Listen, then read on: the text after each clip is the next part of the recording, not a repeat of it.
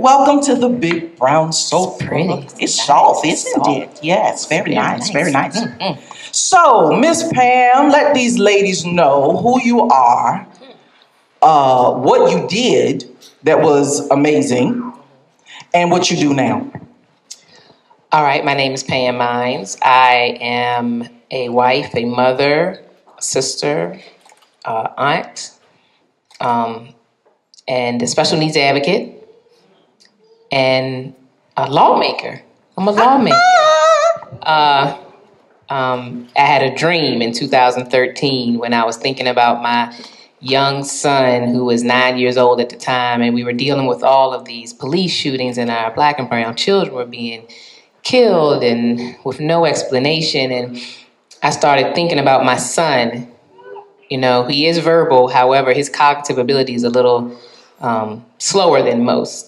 So I started thinking that, you know, there are individuals out here, whether you know it or not, who have autism and intellectual disabilities, and they're driving. And so these Black and brown men are getting out of cars, right? And police officers are responding to them, right? For what it is that they are not doing, that they're supposed to know to do, so to speak. And I started thinking, now my 9-year-old son, he's not going to listen.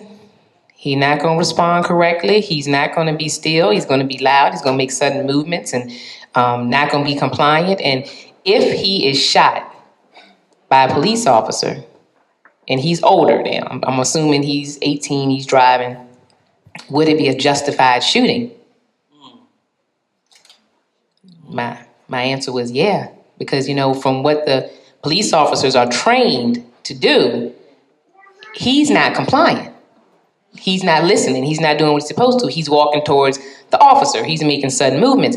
And so I figured, you know what? I have to do something in honor of my son, not in memory. I cannot stand here as an advocate and hold up a picture and show you how he would have been and how he liked to jump and how he liked to play. I have to do this in honor of my son, not in memory of him.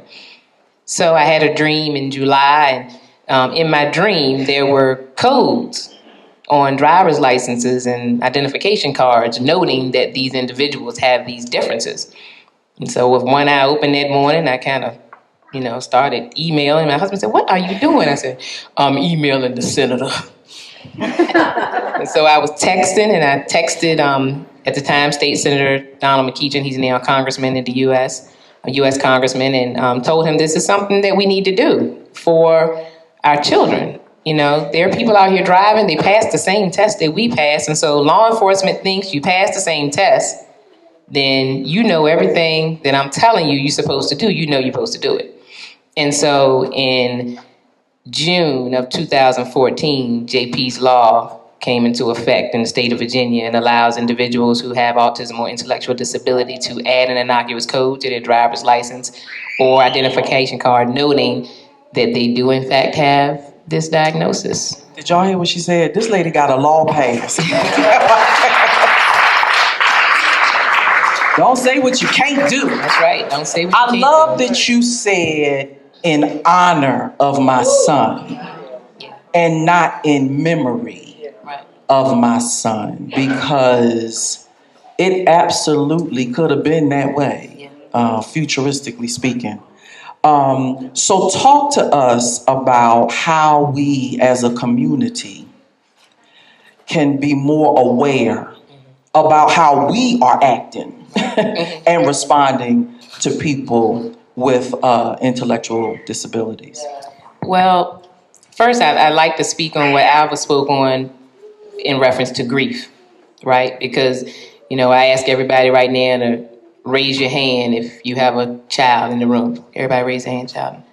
All right, now how many people, when you were pregnant, you wanted a boy? Okay. How many wanted a girl? How many wanted twins? Twins. Okay. Now, how many people wanted a child with special needs? Go ahead, raise your hand. You want a child with special needs. That's grief right there. Because I know from Matthew 22:14, where it says, "For many are called, but only a few are chosen." that God chose me for this. But in order to get to that ultimate level of emotion, that feeling of acceptance, I had to go through all of these emotions. And one of them was grief, because I had to grief and mourn. I had to mourn the son that I thought I was going to have and accept the son that I do have. Wow. And that's for everybody, because nobody in here raised their hand to say they wanted that child with special needs. And neither did I. I didn't do it just so I could prove my advocacy and show just how well I can deal with all these challenges, go out here and make laws. That wasn't my desire. But I do know that God chose me for this, but he may not have chosen you. So I was talking with Sheila and I said, don't feel bad if your goal is not to be in my community. I was forced into this because God saw fit.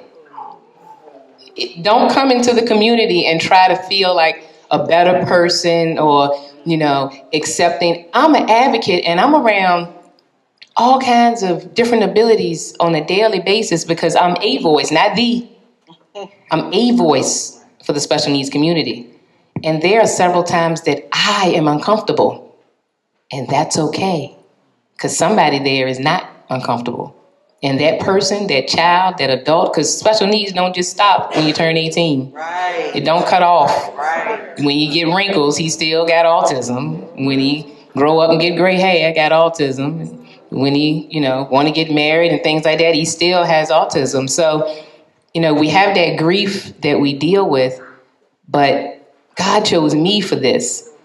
All I ask is that when you're out and about and you see individuals who may look like they're a bad child or they're not listening, or maybe the mom is kind of walking away, that's how she has to deal with them. That's how he has to deal with them. But just think for 1 second, because you can't see autism, that perhaps that person is a part of my community. And so I ask you to just be an ally and just have a little bit of empathy. Ask mom, is there anything I can do to help? Can I go down the aisle and get something for you so that you can just stay right here with baby boy or baby girl? Just have a little bit of empathy and care. You don't have to do a whole lot for us to feel good. A lot of times people get offended because people will say artistic instead of autistic, or they say autistic in the first place and you're supposed to say a person with autism. They have all these holier than thou meanings and all that people get upset about. I'm glad that you know autism. Right. I'm glad that you're part of my community. When JP was diagnosed in 2006, it was 1 in 50. Now it's 1 in 68. 1 in 42 boys. I'm not going to belabor the point with ratios. I'm simply saying Matthew 22:14. For many are called and few are chosen.